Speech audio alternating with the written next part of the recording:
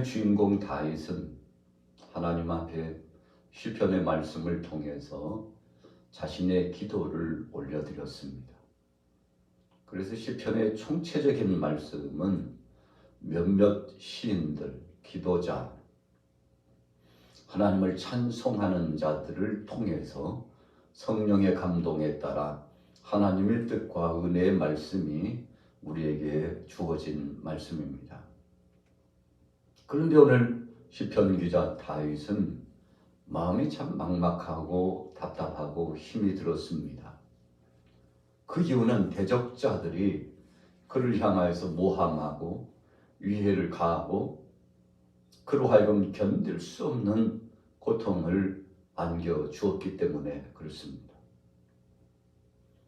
그래서 혹 다윗은 그런 생각을 했을지도 모릅니다. 칼을 가지고 나가서 저들을 치고 그래서 보복을 할까? 어떤 때는 무력을 사용해가지고 완력을 통해서 제압해버리고 모든 것을 처치해버릴까? 이런 생각도 했을 겁니다. 그러나 그때마다 하나님의 영음을 들었습니다. 문제가 있을 때마다 자신에게 억울함과 끊임없이 치밀어 오는 분노와 견딜 수 없는 모욕감과 그래서 그에게 충동적인 참 고통이 찾아올 때 그것을 풀어 해결하고자 육신적인 소욕의 방법을 사용해야 되나 라고 하는 미혹이 다가왔을 수 있었다는 것입니다. 그런데 그때 다윗은 어떻게 행동을 했는가 하는 것입니다. 자신에게 찾아오는 공격과 터무니없는 비상식적인 돌발적인 모함과 위험이 찾아왔을 때 참 견디기 힘들죠. 억울합니다. 답답합니다. 육신적인 혈기도 발산했을 것입니다. 그러나 그때마다 하나님께서 그에게 지혜를 주시고 온유한 마음을 주시고 선한 성품을 주시고 하나님을 두려워할 줄 아는 마음을 주셔서 하나님 앞에 나가서 기도하는 시간을 가졌다는 것입니다. 하나님께 맡기기로 그가 소원하고 마음을 다잡았다는 것입니다. 여러분, 그래서 다윗이 참 지혜로운 사람이죠. 다른 것이 지혜가 아니라 내가 할 일, 내가 할 수도 있다고 생각하는 일, 인간적인 일, 육신적인 세상의 방법을 동원해서 하는 일, 이런 것들을 내려놓고 하나님이 하실 일을 내가 월권해서는 안 된다 생각을 하고 하나님 앞에 맡겼다는 것입니다. 여러분, 이것이 바로 삶의 지름길이라고 할 수 있습니다. 우리가 할 수 있는 일과 우리가 해서는 안 될 일과 그리고 하나님 앞에 맡겨야 되는 일, 이것을 영적으로 잘 진단하고 구분하고 인내하고 참고 또 참고 예수님이 말씀하시는 것처럼 70번씩 7번이라도 용서해라. 바로 그것이 예수님께서 이 땅에 오신 목적이요 주님의 사랑의 모습임을 베드로에게 더 구체적으로 말씀해 주셨지 않습니까?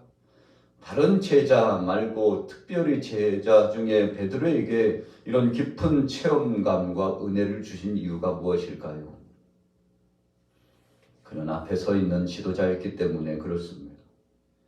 다른 12 제자보다도 특별히 베드로가 수제자급에 속한 자로서 야고보와 요한과 더불어서 예수님 앞에 충성하고 헌신했던 선두에 섰던 그룹의 사람이었기 때문에 더더욱 예수님께서 그를 붙잡아 주시고 그를 훈련시키셨던 것이죠. 여러분, 우리가 인생 여정 가운데 실패하는 이유가 참지 못하기 때문에 그렇습니다. 내가 해버리면 그냥 잘 될 것 같고 여차여차 저차차 2차 해버리면 모든 것들이 정말 폼나게 잘 이루어질 것 같은 육신적인 충동과 오만과 때로는 그것이 교만하여 방잠이 되고 하나님의 뜻을 거스리고 주님의 뜻에 불순종하는 삶까지 전락해버리는, 처음에는 그러지 않습니다. 처음에는 작은 불씨 같은 걸로 시작합니다. 한 번 불순종하고, 두 번 거역하고, 세 번 대적하고, 그러다 보면 그것이 습관이 되고, 그것이 몸에 배이게 되고, 때로는 그것이 의협심과 더불어서 사람들과의 관계도 깨트려지고, 공동체도 파괴하고, 또 더 나아가면 하나님의 영광스러운 그 섭리를 대적하기까지 하는 방자한 모습으로 되는 것이 바로 우리 인생들의 모습입니다. 저와 여러분들은 그런 미혹에 빠질 가능성이 굉장히 많습니다. 오늘 다윗도 마찬가지였습니다. 내가 하면 더 잘 될 것 같고, 내가 하면 영웅 심리에 따라서 큰 역사를 이룰 것 같고, 대단한 개혁의 역사도 나타날 것 같고, 정말 폼나게 뭔가 해볼 것 같은 충동이 찾아올 때가 있죠. 그래서 우리가 공동체 안에서, 때로는 나라 안에서, 사회의 그 범주에서, 우리 가정에서, 또 개인적인 생업의 현장 속에서 나타날 수 있는 미혹, 여러분 그것이 바로 미혹입니다. 그러나 오늘 다윗은 그 충동을 절제했습니다. 왜 그랬을까요? 역사를 주관하시고 섭리하시는 분은 하나님이시라고 생각했기 때문입니다. 그래서 한 발짝 하나님 뒤에 서는 것을 기뻐했습니다. 엔게디 굴에서 사울이 추적해 와가지고 자신을 죽이려고 했는데 다윗에게 있어서는 참 절호의 기회가 찾아왔습니다. 자신이 있는 그 굴 안에 사울이 들어와서 깊은 잠에 빠지는데 단칼에 사울을 제압하고 죽일 수 있었죠. 그러나 그렇게 하지 않았습니다. 왜 그랬을까요? 바로 그것은 자신이 할 일이 아니라고 생각했기 때문입니다. 하나님께서 하실 일, 때가 되면 하나님께서 내릴 자를 내리시고 세울 자를 세우시고 하나님께서 이루실 것을 이루신다는 것을 너무나도 철저하게 깨달았던 다윗이 원수 갚는 것이 하나님 앞에 있도다. 오늘 본문 말씀에도 그렇게 나타나고 있지 않습니까? 우리가 로마서 12장 9절과 히브리서 10장 30절과 사무엘상 2장 12절과 시편 109편의 말씀에 보면 원수 갚는 것이 내게 있도다. 하나님의 진노하심에 맡기라. 다윗은 하나님께 맡겼습니다. 내가 행하는 손보다도 하나님의 손은 더 철저하고 세밀하시고, 내가 하면 더 폼날 것 같지만 하나님이 하시면 더 거룩하고 영광스럽고 아름답고 복되고, 그래서 모든 이들이 행복하고, 여러분 그래서 다윗은 하나님 앞에 맡겼죠. 그랬더니 어떻게 되었습니까? 여러분 다윗은 그가 그의 사역의 범주 안에서 하나님 앞에 보장함을 받고 인정함 받았죠. 시험이 찾아온 겁니다. 내가 할 수 있다는 시험의 무대 속에서 주님 아니지요. 제가 아니라 하나님이 하시는 것이죠. 하나님 앞에 맡길 줄 아는 이 신실한 믿음, 그래서 시험의 무대를 잘 이겼던 다윗이 어쩌면요 중도에 그가 왕정이 파산하고 깨졌을지도 몰라요. 그러나 하나님이 정하신 때 40년을 완주하고 그의 나이 70세가 되어가지고 하나님 앞에 부름을 받게 되지 않습니까? 여러분 그래서 우리는 하나님이 주신 기회와 때를 잘 선용하느냐, 아니면 마치 밥그릇을 엎어버리는 것처럼 너무 무리수를 두고 인간적인 욕망과 교만에 사로잡혀가지고 내 밥그릇을 깨트리느냐, 이 둘 중에 하나입니다. 다윗은 잘 컨트롤했습니다. 자기의 성격과 성향을 조절했습니다. 자기의 약점이 무엇인가를 잘 알았습니다. 그래서 문제가 발생할 때마다 그는 하나님 앞에 넙죽 엎드렸어요. 하나님, 주님이 아시죠. 내 억울함을 아시고 내 답답함을 아시고 저 모해하는 세력들, 악을 구축하고 있는 세력들의 그 모든 진상을 하나님께서 낮의 소리와 밤의 소리를 다 들으시고 감찰하신 주께서 하실 줄로 믿습니다 하고 하나님 앞에 맡겼는데, 여러분 하나님께서 다 청산해 주시고 깨끗하게 새롭게 해 주시지 않았습니까? 여러분 그래서 우리가 하면은 약하지만 하나님이 하시면 정말 아름답고 강하고 복되게 역사가 이루어지는 겁니다. 개인적인 감정도 내려놓았습니다. 왜 그렇습니까? 나의 개인적인 감정이 아니라 하나님의 공의가 이루어지기를 원했기 때문에 그렇습니다. 아버지께서 하신다.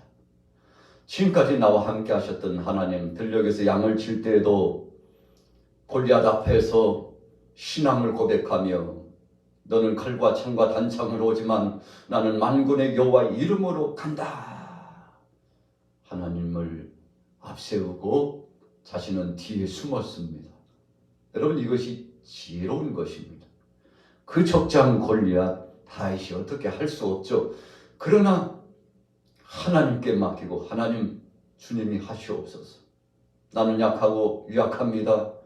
사자와 곰을 때려 눕힐 때에도 하나님이 용기를 주시고 천사를 파송해가지고 나를 도와주신 것처럼 제 힘으로 한 것이 아니잖아요. 하나님이 역사해 주신 거잖아요. 참 솔직하고 담백하게 고백할 줄 알았던 다윗이 나는 여호와의 이름, 그것도 만군의 여호와의 이름으로 간다.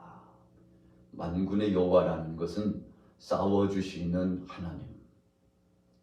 여러분 그래서 능란한 권세와 그 힘을 가지고 함께 하시는 전능하신 하나님을 고백하는 거죠.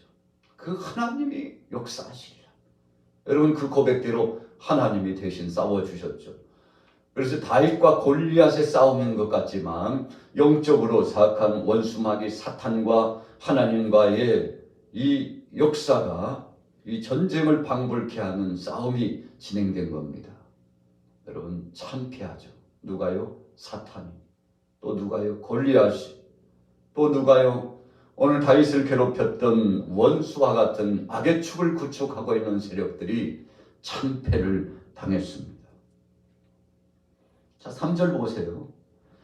저들은 겉은 화평은 말하지만 마음속에는 악독이 있다고 했습니다. 여러분 그래서 광명한 천사처럼 둔갑한다고 그랬어요. 변장술이 얼마나 능한지 몰라요. 여러분 어떤 때는요 좋은 일을 한 것처럼 그렇게 말을 하고요. 이렇게 해야만이 뭔가 잘 될 줄로 그렇게 이야기합니다.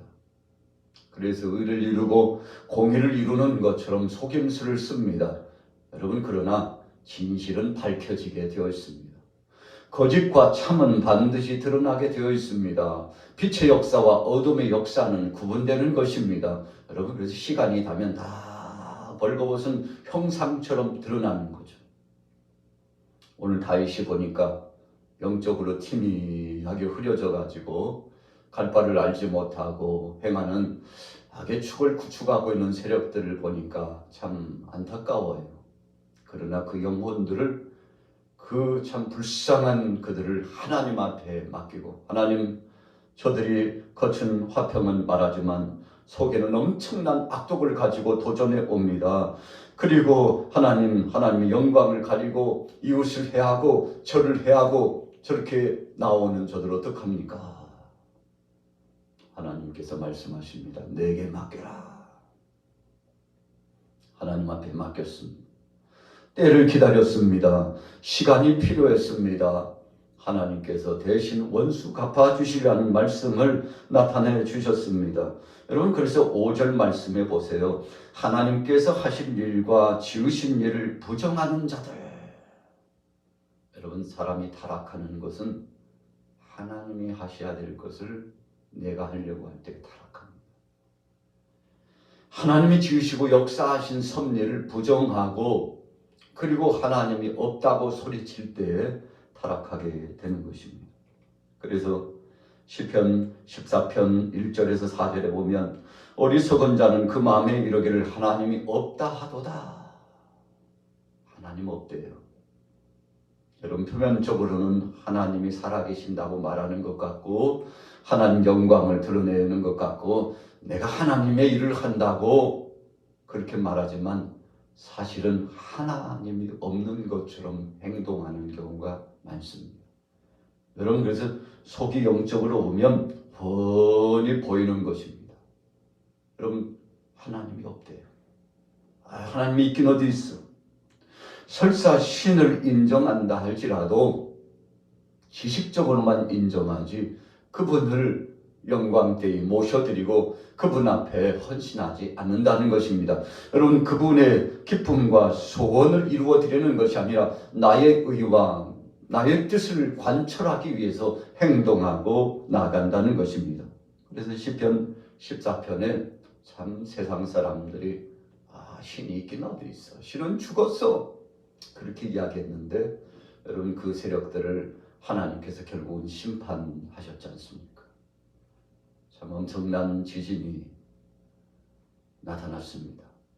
여러분, 터키 일대에 참 세상에 이런 지진이 있을까 할 만큼 세계 지축이 흔들렸죠.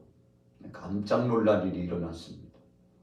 여러분, 세상은 유한하다는 것을 하나님께서 자꾸 경고를 보내시는 겁니다. 이 땅의 인생들에게 경고를 보내시는 겁니다.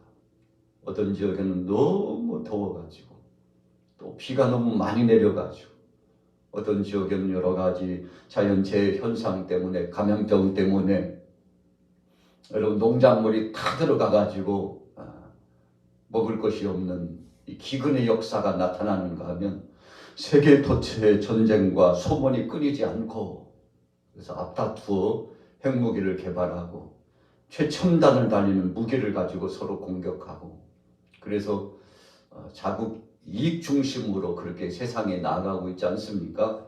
자, 이 모든 것들이 왜 그런 것입니까? 하나님이 없다고 생각하기 때문에 그렇습니다. 하나님이 영광을 가려요. 힘을 길러서 그 힘으로 세계를 제압하려고 합니다. 그래서 무장하면 무장할수록 강한 것이 자기를 지킨다고 생각하는 오만 방자함이 세계 도처에 팽배해 있습니다. 그러나 세계의 문제를 연구하는 연구가들이 뭐라 부릅니까? 지구의 시계와 이제 우주 만물의 시계가 멸망의 시간을 향하여 다가가고 이제 얼마 남지 않았다. 그래서 그 초침이요 이제 거의 다다랐다고 그렇게 염려하면서 말하고 있지 않습니까? 죽일 기계를 개발해요. 누구를요? 자기 자신을 죽일 기계를 개발한다고 말씀하고 있어요. 우리가 성경에도 말씀하고 있습니다만 여러분, 자기 함정을 파놓고 언제 어떻게 죽을 줄 모르고 기발한 아이디어로 무기를 개발했다고 또 그것을 판매하고요. 서로 주고받고요. 이렇게 하면서 멸망의 길로 가고 있지 않습니까? 마치 소돔과 고모라 땅에 불과 유황비가 내리고 있었지만 롯의 가족들은 지체했습니다. 지체하니까 천사들이 지금 뭐하고 있어? 빨리 가라고. 하나님이 심판하신다고. 롯이 견디지 못하니까 아니 저기까지는 못 가겠으니 좀 가까운 곳에 피난처를 달라고. 참 어리석은 거죠. 그래서 그래도 긍휼히 여겨가지고 소알 땅으로 피난하게 하지만 거기서 뭐합니까? 범죄하잖아요. 여러분, 하나님이 주신 것은 아름답고 복된 것입니다. 우리 인생들이 충동적으로 욕망으로 가지려고 하는 것은 좋은 것 같고 평안한 것 같고 그것이 힘이 되는 것 같고 안전한 것 같지만 결국은 심판의 역사에 깊은 수렁에 빠지는 거죠. 여러분, 거기서 롯의 두 딸이 아버지와 더불어서 엄청난 범죄를 저지르잖아요. 그래서 모압과 암몬의 자손이 출생하고 그래서 하나님의 택한 자손들과 엄청나게 싸움이 계속되는데 여러분, 중동 일대의 이런 전쟁과 세계 도처의 이런 참 비극적인 역사가 그런 불순종의 죄악 때문에 계속 발생하고 있는 거 아니겠습니까? 여러분, 오늘 본문 말씀의 주제는 부르짖는 자의 기도와 응답입니다. 여러분, 하나님 앞에 맡기기 위해서 오늘 새벽에 여러분들은 주님 앞에 나온 것입니다. 정말 잘하신 겁니다. 기도밖에는 없습니다. 아브라함도 롯의 그 가족을 위해서 기도했어요. 의인 10명만 있으면 소돔 땅을 멸망시키지 말아 주옵소서. 그랬더니 하나님의 긍휼하심이 임했죠. 그 까닭에 그래서 아브라함을 하나님이 보시고 롯의 가정을 구원하시고자, 그래도 부끄러운 구원이지만 천사가 그들을 구원하기 위해서 하나님께서 귀한 살리는 말씀을, 복음의 말씀을 선포해 주시지만 롯의 사이들은 농담으로 여겼다고 그랬지 않습니까? 여러분, 기회를 주면 붙잡는 사람이 있는가 하면 마지막 기회마저도 발로 걷어차는 사람이 분명히 있습니다. 여러분, 신앙생활 하면 이런 것들이 영적으로 흔히 보입니다. 오늘 여러분들은 잘 선택하신 겁니다. 하나님께 맡기는 겁니다. 주님 앞에 맡기고 기도하는 것입니다. 내 삶이라고 하는 것이 하나님 손에 달려있다고 생각하면 평안한 것입니다. 여러분, 당황할 것도 없고 근심할 것도 없습니다. 주님 앞에 맡길 때 비로소 평화가 오고 위로가 오고 안전이 거하고 영육간에 강건해지는 겁니다. 오늘 하루 동안 이런 평화를 경험하시고 주님 앞에 맡겨서 응답을 누리시게 되시기를 예수님의 이름으로 축원합니다.